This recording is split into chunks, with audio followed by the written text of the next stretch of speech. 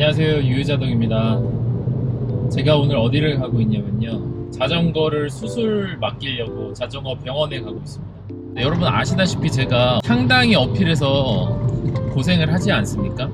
그래서 지난번에 크로더 체인링을 달았어요. 그래서 크로더를 달고 타니까 확실히 오르막을 갈 때 뭐 느리더라도 올라가는 게 가능해졌습니다. 너무나 그래서 마음에 들었었는데 이게 단점이 조금 있습니다. 확실히 변속을 한 다음에 오르막을 갈 때는 기어비가 이제 잘 나오니까 가볍게 잘 올라갈 수는 있는데, 문제는 낙타등 같은 데서 기어 변속을 수시로 해야 되는 코스에서는 변속 트러블이 생기더라고요. 제가 지난주에 단양 라이딩을 다녀왔는데 이 단양이 상당히 오르막 내리막이 많은 낙타등 코스예요. 그러다 보니까 앞 트레일러를 변속하는 경우가 이제 상당히 많았는데, 이게 앞 변속기 변속할 때 아주 모범적으로 토크를 이렇게 빼고 변속을 하면 변속이 되기는 하는데, 조금만 신경을 못 쓰고 토크를 조금만 줘도 체인이 잠겨버리는, 그러니까 체인이 저는 완전히 빠진 적은 딱 한 번 있는데, 사실 그것도 빠지면 안 되지. DI2이기 때문에 사실 체인이 빠지는 일이 사실 거의가 아니라 여태까지 한 번도 없었는데, 크로더 체인링을 달고 안쪽으로 체인이 한 번 떨어진 적이 있었고요. 그 다음에 이번 낙타등 코스에선 자그마치 하루에 3번이나 체인이 잠겼습니다. 그러니까 잠긴다는 게 뭐냐면, 아우터에서 이너로 내릴 때 체인이 아우터랑 이너 두 개에 다 걸려버리는 거예요. 그래서 체인이 콱 잠겨버리는 그런 일이, 똑같은 일이 3번이나 발생을 했습니다. 근데 그게 왜 그러냐면 여러 가지 이유가 있을 수 있겠지만, 일단 제 자전거 같은 경우에는 크로더 체인링을 달면 드레일러를 충분히 거기에 맞게 내릴 수가 없어요. 그 드레일러의 사이즈가 프레임에 딱 걸리는 뭐 하여튼 그런 게 있어요. 앞 드레일러를 제대로 설치를 하지 못했고, 물론 제가 한 게 아니라 전문 장착점에서 했습니다. 사장님께서 이 정도만 돼도 일단은 괜찮을 것 같다, 변속에 문제가 없고 하니까 타도 될 것 같다 해서 일단 탔는데, 트러블이 생각보다 좀 많이 일어나서 안 되겠다, 다시 컴팩트로 돌아가야겠다 생각을 했습니다. 뒷트레일러를 교환을 하던지 아니면 포스잇 탭으로 넘어가던지 이런 거를 선택을 하려고 지금 조이풀로 가고 있습니다. 조이풀에 가서 어떻게 되는 상황인지 한번 같이 보도록 하시죠. 네, 입고를 시키고 나왔습니다. 제 거 말고도 또 이 크로더 체인링 때문에 들어온 애가 하나 더 있더라고요. 그래서 변속 트러블이 좀 있고 체인이 자꾸 빠져서 세팅을 좀 한번 다시 해달라, 안 되면 이제 다시 원래대로 돌아가겠다, 뭐 이런 자전거도 한 대 있었습니다. 크로더 체인링을 달고 세팅이 잘 돼서 잘 타고 계시는 분들도 물론 있어요. 그리고 저처럼 체인이 자꾸 빠지거나 아니면 변속 트러블이 생기는 이런 분들도 있고요.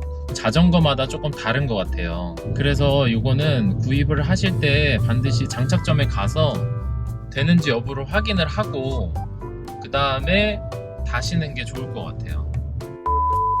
결국은 다시 원래대로 돌아왔습니다. 제품을 새로 구매를 해가지고 잘 썼으면 참 좋았을 텐데 안타깝게도 다시 돌아올 수밖에 없었습니다.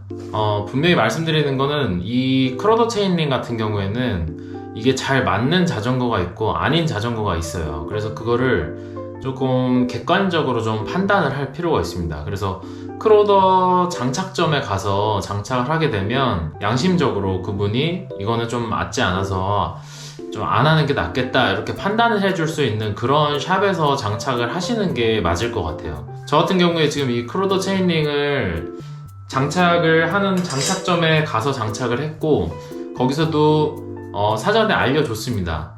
세팅이 제대로 나오지 않아서 불안한 부분이 있다. 그런데 어쨌든 지금은 변속하는데 문제가 없는데 이거 어떻게 할까요? 해서 제가 그러면 그냥 타보겠습니다 하고 제가 구입을 했단 말이에요. 장착점이 저를 속이고 한 건 아니니까 저도 어느 정도 세팅이 제대로 나오지는 않는 상황이라는 건 알고 탔기는 합니다. 그래도 변속을 할 때 좀 조심해서 한다고 해야 되나? 사실 어떤 체인링을 사용하든 변속할 때 토크를 많이 주면 안 되고 이런 상식들은 있잖아요. 그거는 당연히 지켜서 하는데 그래도 좀 상식적인 수준 안에서도 어느 정도 토크는 좀 들어가게 된단 말이에요. 그래도 사실 문제없이 변속이 다 되고 일반적인 상황이라면. 그런데 이 크루더 체인링을 달고 나서 변속을 할 때, 앞드레일러 변속을 할 때 제가 이거를 한두 달 정도 사용을 했나요? 그래서 꽤 많은 곳을 다녔는데 일단 체인이 안쪽으로 한 번 떨어졌고요. 그 다음에 체인이 잠긴 게 3번입니다. 그래서 안 되겠다 싶어서 교체를 했는데 제 주변에서 이 크루더를 사용하시고 있는 분들 중에서는 그냥 문제없이 잘 타고 계시는 분도 있어요. 그리고 저와 마찬가지로 체인이 잠겨서 행어가 날아갔다 하시는 분도 있고요. 체인이 안쪽으로 떨어져서 좀 문제가 됐다 하시는 분들도 있었습니다. 복불복이라기보다는 확실히 조금 기아 변속하는데 문제가 있기는 있습니다. 그럼에도 불구하고 이 크루더가 어필 사기템이다 이런 별명과 함께 많은 또 사랑을 받은 이유가, 그리고 저도 굉장히 잘 사용했고, 그거는 어쨌든 우리 같은 어필을 갈 때 좀 굉장히 힘들어하는 사람들한테는 정말 가뭄의 단비 같은 그런 소식이었기 때문에 저도 굉장히 기분 좋게 사용을 했었고 도움을 실제로 많이 받고 있었는데, 이게 체인이 이렇게 잠겨버리는 사태는 만약에 이걸 그냥 불편하더라도 참고 넘어가자라고 했을 때 나중에 사고로 이어질 수가 있기 때문에 저는 일단 고민하지 않고 바로 그냥 뺐습니다. 그런데 어쨌든 이걸 써보고 나서 알게 된 거는 이 1대1 기업이 정도의 기업이는 저한테 필수적이라는 거를 느꼈어요. 과연 1대1이 되면 어느 정도일까라는 체감을 해본 거죠. 근데 1대1이 되면 확실히 어필이 올라가는 게 엄청나게 수월해진다라는 거를 느꼈고, 그래서 이 크루더를 빼는 대신에 1대1을 만들어야겠다, 어떻게 해서든지. 그래서 2가지 방법을 생각을 했었어요. 첫 번째, 구동계를 전체를 다 스램 포스 2탭으로 바꾼다.